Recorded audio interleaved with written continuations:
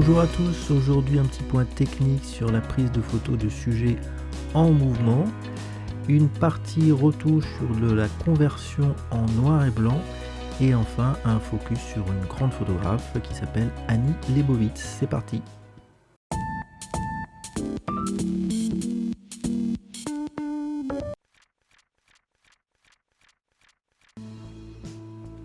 Faites l'exercice suivant en fermant les yeux très rapidement. Et vous voyez qu'à chaque fois, vous n'avez pas le temps de vraiment détailler une scène, parce que vous avez assez peu d'informations qui rentrent, ça fait vraiment des rideaux qui se ferment très très vite, ou une porte qui se ferme très vite. Vous faites le contraire, en fermant très doucement les yeux, en les ouvrant très doucement, et vous voyez que vous avez beaucoup plus d'informations qui vont rentrer. C'est un petit peu la même chose sur un appareil photo, où quand vous mettez des vitesses qui vont être très rapides, vous êtes capable d'avoir des coupures très importantes, c'est-à-dire de pouvoir figer l'action, une information succincte, quelque chose de très bref, et à contrario sur des vitesses très lentes, vous pouvez obtenir des très beaux effets, par exemple à l'eau avec des vitesses très lentes, où là on va avoir des flous, puis ça va servir la composition. Donc c'est vraiment vous, à partir du moment où vous travaillez en manuel, qui décidez de l'effet que vous voulez obtenir.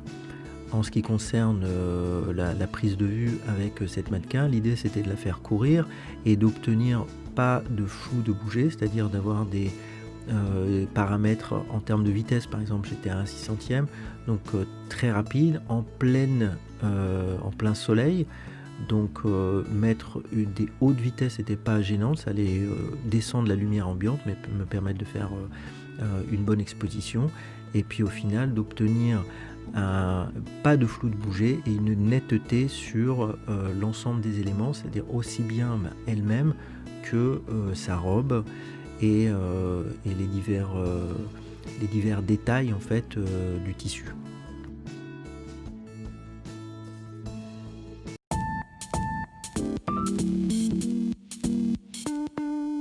Donc on se retrouve dans Camera Raw. Alors, on va toujours fonctionner de la même manière, c'est-à-dire qu'on va mettre des paramètres par défaut, ce qui est je trouve plus intéressant pour pouvoir faire notre conversion en noir et blanc.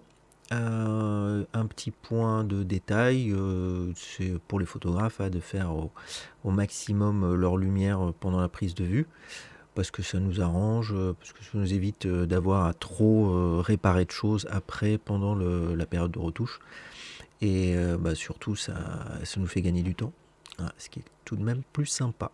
Alors on est dans Photoshop maintenant, on va faire une conversion, alors c'est en quelques clics, c'est super simple. Donc on va dans Images et Calculation. Alors je vais le prononcer à la française, le logiciel est en anglais. Donc Calculation, et ici on est dans cette fenêtre où on va pouvoir jouer, en fait on va faire une conversion en noir et blanc, mais comme on n'a qu'une seule image, en fait on va faire un mix d'une image avec sa propre image, c'est-à-dire entre deux images qui sont pareilles, finalement, c'est la même image doublée.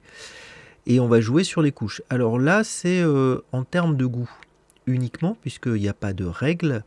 L'idée, c'est de pouvoir jouer avec différents calques, différents modes de fusion, blending, et également les couches. Donc ça va être toujours notre image qui est ici, donc background, c'est l'image qui est verrouillée, c'est l'image unique.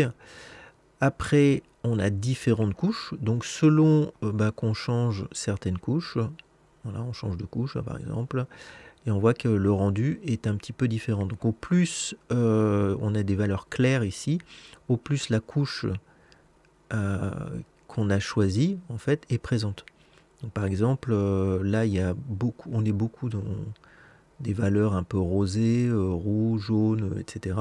Donc c'est sûr que la couche rouge va ressortir plus.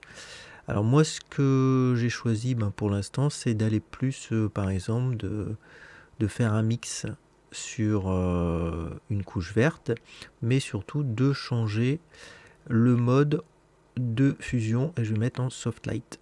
Voilà, ça va me donner ça.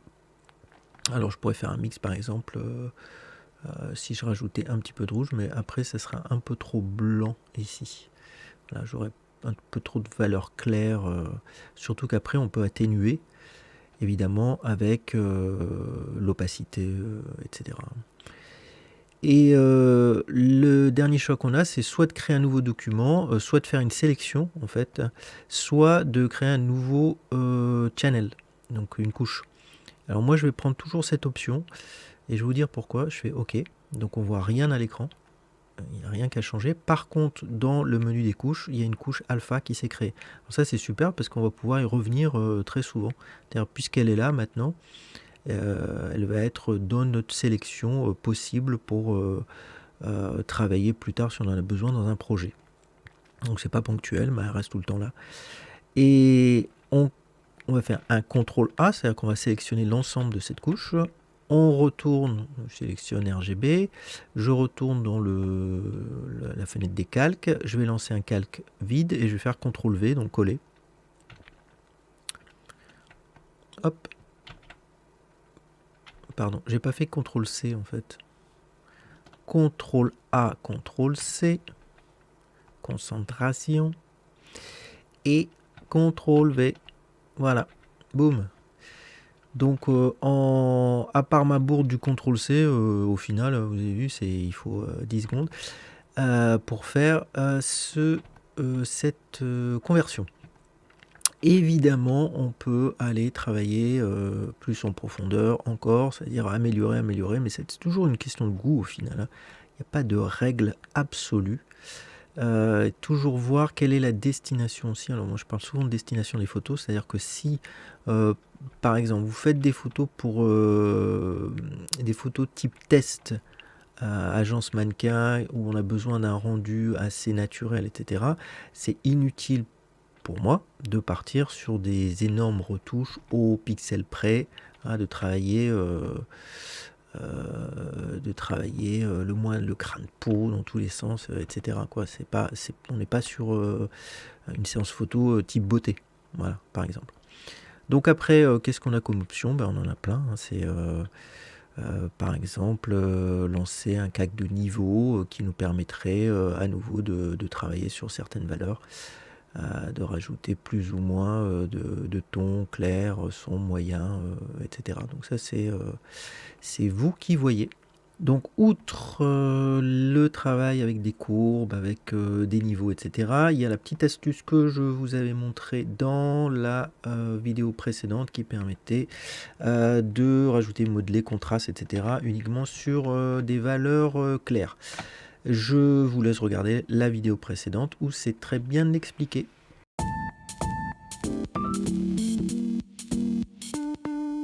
Et ici l'occasion de découvrir ou redécouvrir le travail d'Annie Leibovitz, photographe américaine qui est née dans les années 40, qui est passée du magazine Rolling Stones, qui s'est rapidement fait connaître pour ses portraits de célébrités, qui est allée sur les champs de bataille, etc., qui a vraiment cette capacité à jongler entre différentes atmosphères, à être dans des photos une vérité brute, incisif, et également d'être dans ce raffinement et cette capacité à illustrer au mieux le quotidien, l'intériorité de ces modèles.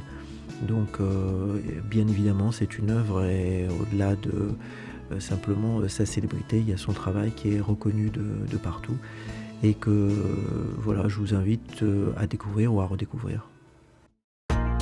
Nous voici à la fin de ce nouvel épisode, ce second. Merci beaucoup pour vos commentaires, vos suggestions.